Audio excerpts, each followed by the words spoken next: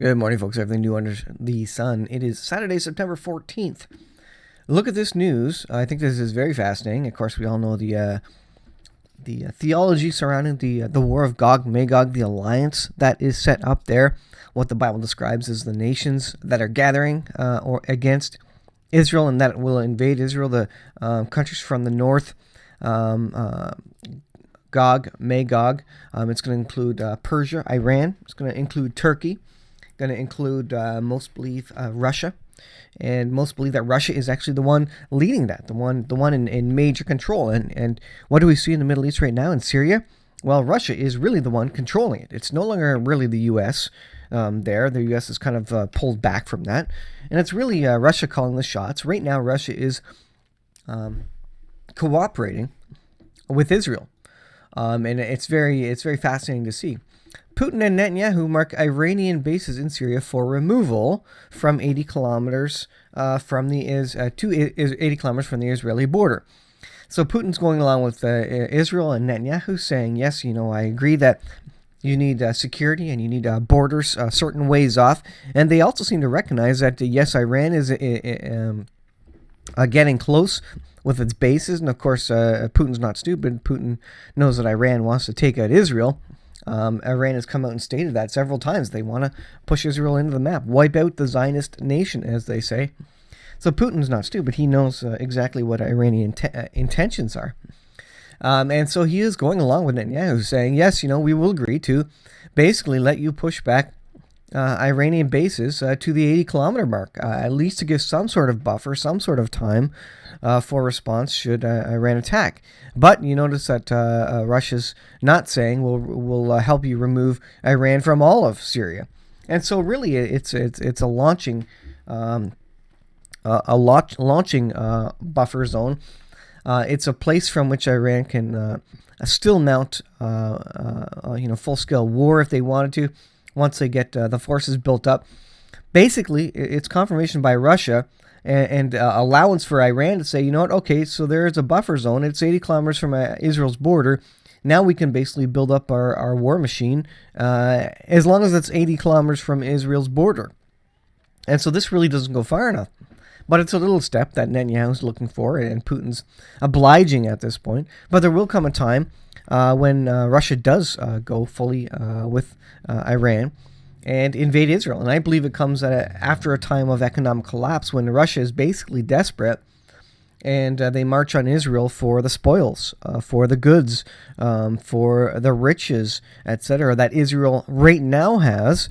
And so at a time of economic collapse when the countries are desperate or falling apart, Israel's going to stand out as the one with all the oil, the one with all the money, with the one with all the fruit and vegetables, which they are right now.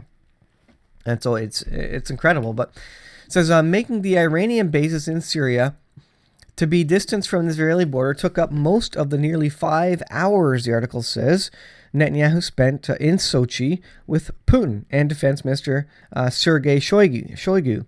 In their extensive deliberations over large maps on Thursday, September 12th, the leaders were assisted by the Russian-speaking Israeli Minister Ze'ev Elkin, National Security Advisor Meir Ben-Shabbat, IDF Intelligence Chief Major General Hamir Heyman, and OC Operations Major General Aharon Havilah.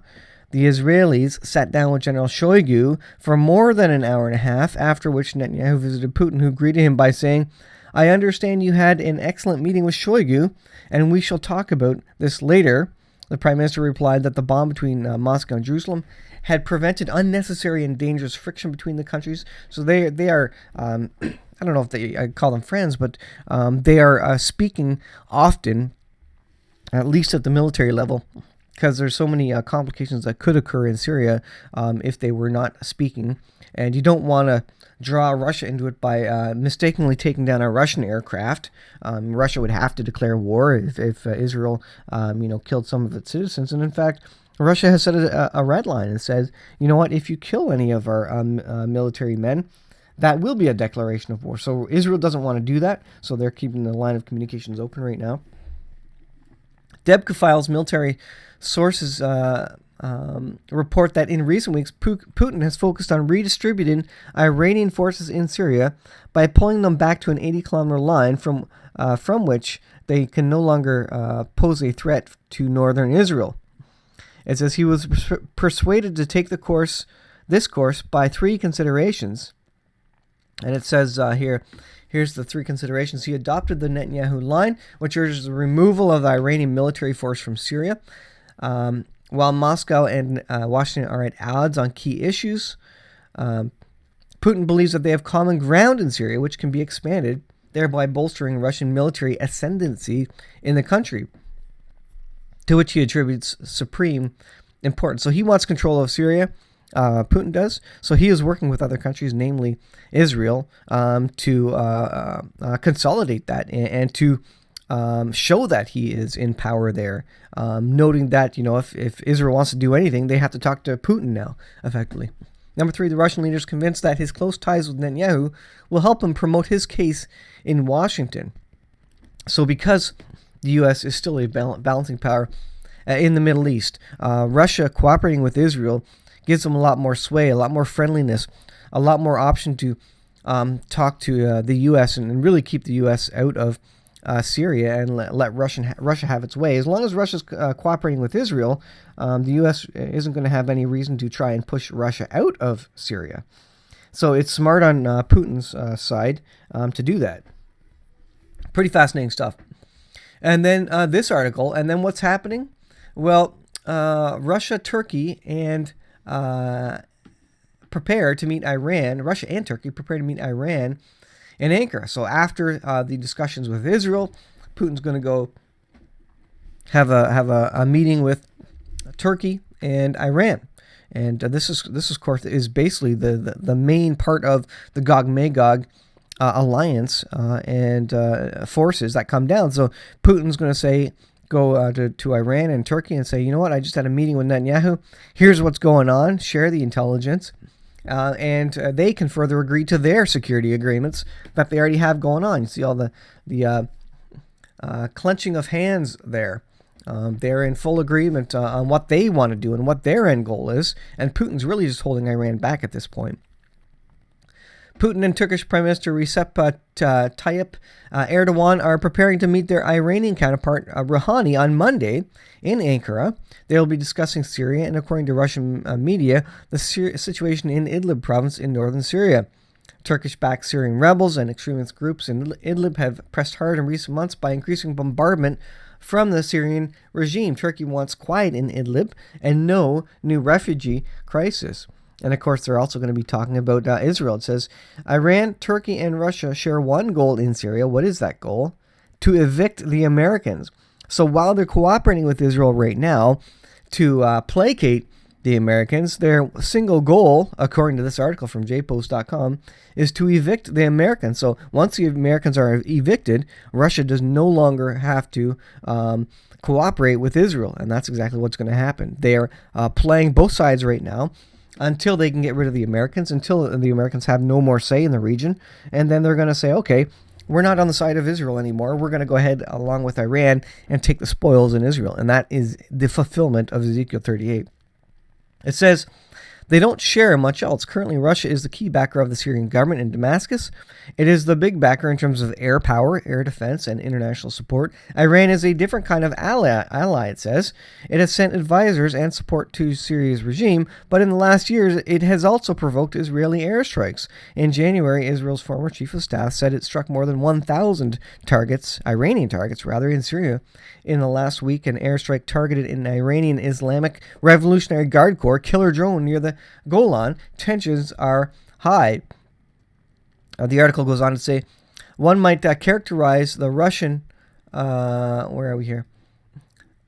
The Russian-Iranian support for Syria, there's the paragraph, as a north-south strategy. Russia supports Syria's war in the north against Idlib, while Iran seeks influence in the south, which is where, of course, Israel doesn't want them, and Israel's talking to Putin about that. Turkey has interest in working with Russia for quiet in Idlib. There's a trade offer trade off here because Turkey is buying Russia's S-400 air defense system. Remember, Turkey's moving away from the U.S. Turkey's not getting F-35s anymore.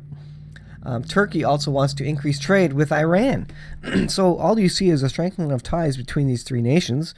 And really this goes to confirm Ezekiel 38 and 39. So as we watch this be fulfilled, it's going to be interesting. When Russia decides that America is no longer a significant force in Syria, that's when Russia turns its back on Israel and says, okay, we're going to go with the alliance that we've been forming over the last number of years, and we're going to invade Syria.